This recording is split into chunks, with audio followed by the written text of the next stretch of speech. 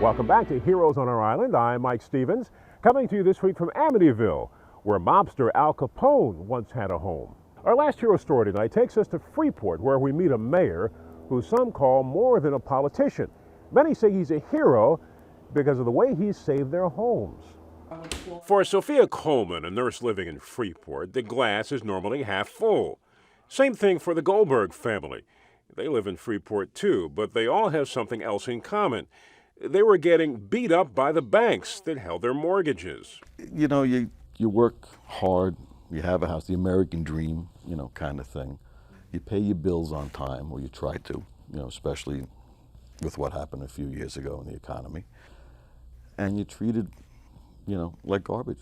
We're not trying to deal with the homeowner directly, and they were not being very helpful when you talk to the different departments. In Sophia's case, the plan was to modify her mortgage. She'd lived here since 2007 and tried for almost 2 years to get it done. But time after time, she ran into not only red tape, but what seemed like the bank intentionally making her jump through unnecessary hoops, the delay leading to what could have been foreclosure.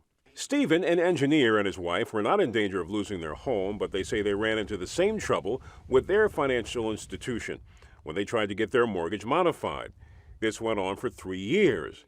He says the bank told him if he wanted their help, they would intentionally have to fall behind on their mortgage, and then they could see what they could do. A chance he didn't want to take. About that time, got the call from the mayor's office.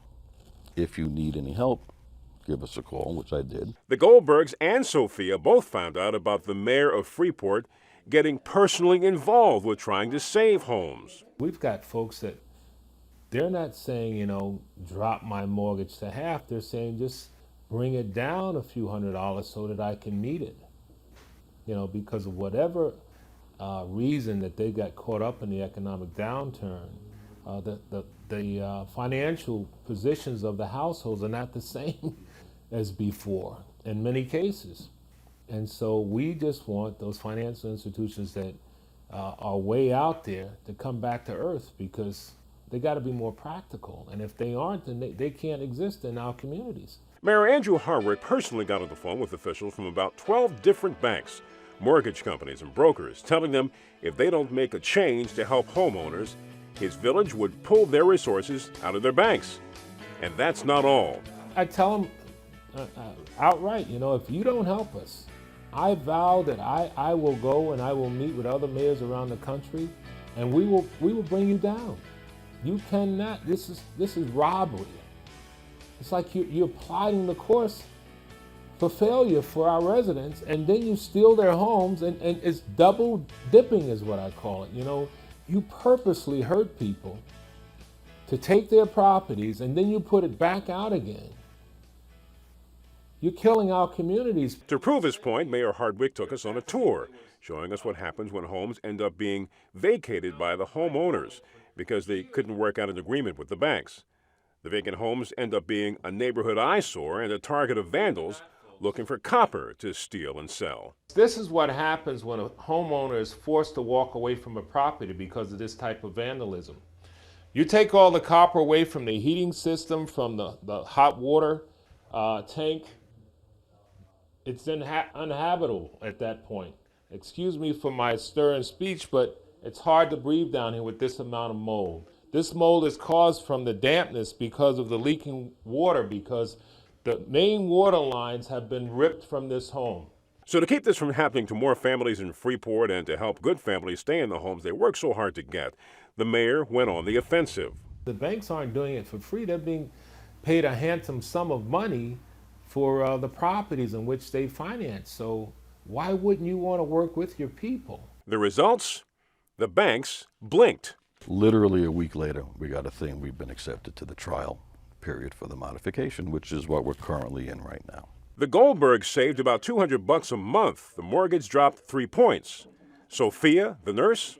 The contact person that the mayor had put in place, it helped to navigate through the process so much easier, with less anxiety and expeditiously. Mayor Hardwick made arrangements with each bank for there to be one primary contact person for residents to reach out to instead of going from department to department. sending paperwork back and forth and being lost in red tape. Never has any mayor in this village been as accessible and as helpful when the homeowner has a problem as I've seen Mayor Hardwick. He's very hands-on. We're talking 3.5 years to get to this point, and if it wasn't for the mayor's office, we'd still be either fighting or we'd just giving up. Whatever it would have taken, I would have gone to that extent because I knew that that's where the power is. The power is in the people. And if you're a mayor or any public official that has been elected by the people to represent them, you have the power because you have the people with you. And certainly if you're doing the right things, you've got a lot of power. Well, now that both homes have been saved and some of those foreclosed upon before he got into office have been rehabbed and sold to first-time home buyers in a lottery system at a low cost, so many in Freeport called Mayor Hardwick, a military veteran and a longtime volunteer firefighter, a different kind of hero.